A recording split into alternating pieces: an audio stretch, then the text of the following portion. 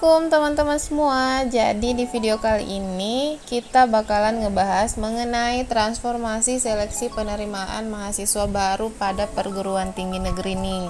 Jadi Kemendikbud itu telah melakukan berbagai transformasi Merdeka Belajar di semua jenjang, baik pendidikan dasar maupun menengah, hingga pendidikan tinggi guna mewujudkan sumber daya manusia yang unggul nih, yang berperilaku sesuai dengan Pancasila. Nah, untuk menyelaraskan capaian perubahan tersebut nih adik-adik, Kemendikbud itu udah menyusun arah baru transformasi dalam pendidikan tinggi. Salah satunya itu meluncurkan Merdeka Belajar episode ke-22 mengenai transformasi seleksi masuk perguruan tinggi negeri.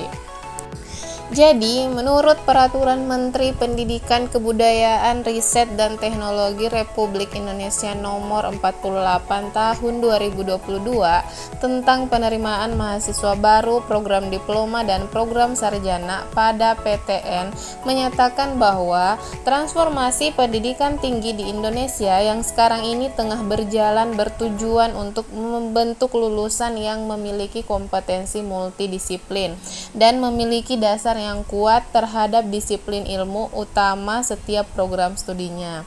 Nah, arah kebijakan transformasi pendidikan tinggi ini diimplementasikan dalam mekanisme penerimaan mahasiswa baru pada perguruan tinggi negeri yang secara nasional dan mandiri yang sejalan dengan semangat Merdeka Belajar guna mendorong peningkatan dan perbaikan mutu pendidikan pada jenjang sebelumnya. Jadi ada beberapa perubahan nih adik-adik yang bakalan adik-adik ikuti untuk mengikuti tes masuk perguruan tinggi negeri. Nah, berdasarkan prinsip-prinsip perubahan di atas, ada 3 jenis transformasi seleksi masuk perguruan tinggi negeri yang bisa adik-adik ikuti. Yang pertama yaitu SNBP atau seleksi nasional berdasarkan prestasi, yang sekarang ini udah dalam masa pendaftaran ya adik-adik. Yang kedua yaitu seleksi nasional berdasarkan tes atau SNBT.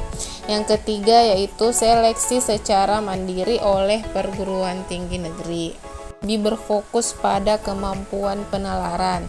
Yang ketiga yaitu lebih transparan.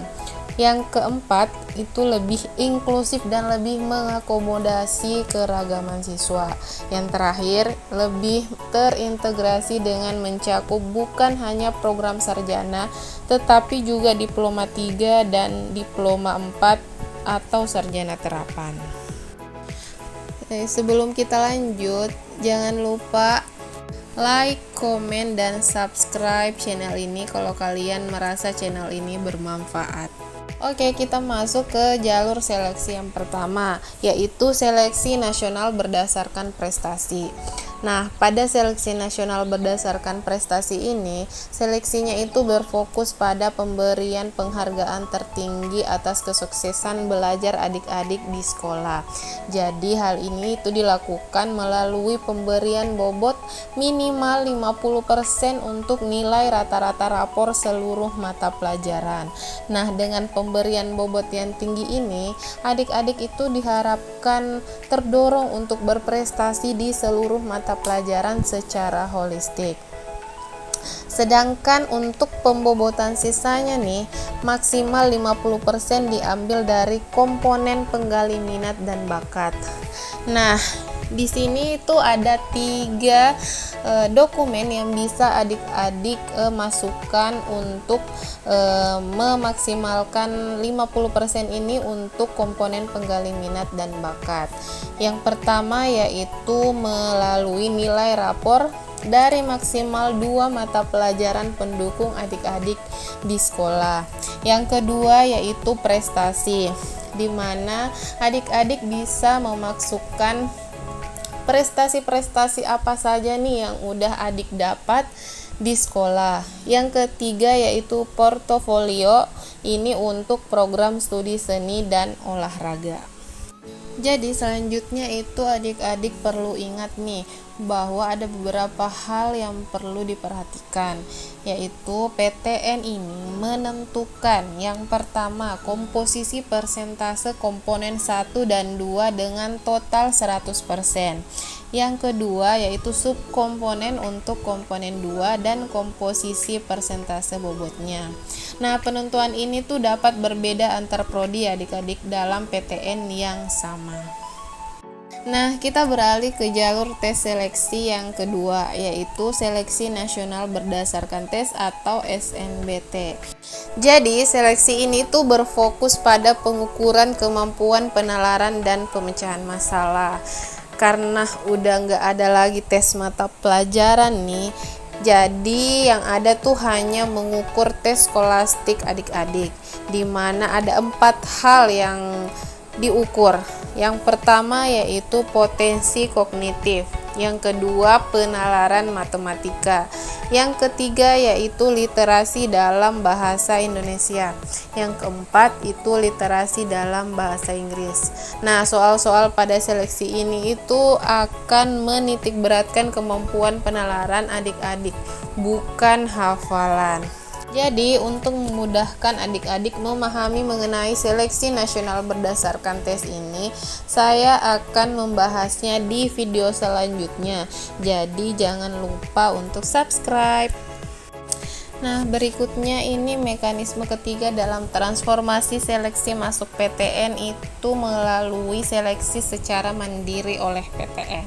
Nah, pada jalur ini tuh pemerintah mengatur agar seleksi diselenggarakan secara lebih transparan dengan mewajibkan PTN untuk melakukan beberapa hal sebelum dan setelah pelaksanaan seleksi secara mandiri.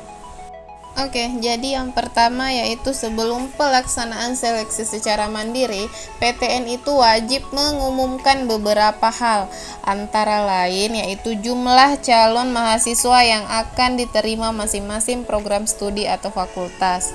Yang kedua yaitu metode penilaian calon mahasiswa yang terdiri atas yang pertama tes secara mandiri, yang kedua kerjasama tes melalui konsorsium perguruan tinggi, yang ketiga yaitu memanfaatkan nilai dari hasil seleksi nasional berdasarkan tes, yang keempat yaitu metode penilaian calon mahasiswa lainnya yang diperlukan. Kemudian sebelum pelaksanaan seleksi mandiri ini juga perguruan tinggi negeri harus mengumumkan besaran biaya atau metode penentuan besaran biaya yang dibebankan bagi calon mahasiswa yang lulus seleksi. Oke, selanjutnya setelah pelaksanaan seleksi secara mandiri, perguruan tinggi negeri ini diwajibkan mengumumkan beberapa hal, antara lain jumlah peserta seleksi yang lulus seleksi dan sisa kuota yang belum terisi. Yang kedua yaitu masa sanggah selama 5 hari kerja setelah pengumuman hasil seleksi. Yang ketiga yaitu tata cara penyanggaan hasil seleksi. Selanjutnya, Mendikbudristek juga mengajak kepada masyarakat untuk ikut terlibat dalam proses pengawasan sehingga seleksi secara mandiri ini dapat terlaksana secara transparan dan akuntabel. Jadi menurut Mendikbud nih, seleksi mandiri oleh PTN ini harus berdasarkan seleksi akademis dan dilarang dikaitkan dengan tujuan komersial. Nah, dengan mekanisme baru ini, masyarakat dapat berperan aktif dalam mengawasi proses seleksi secara mandiri di PTN.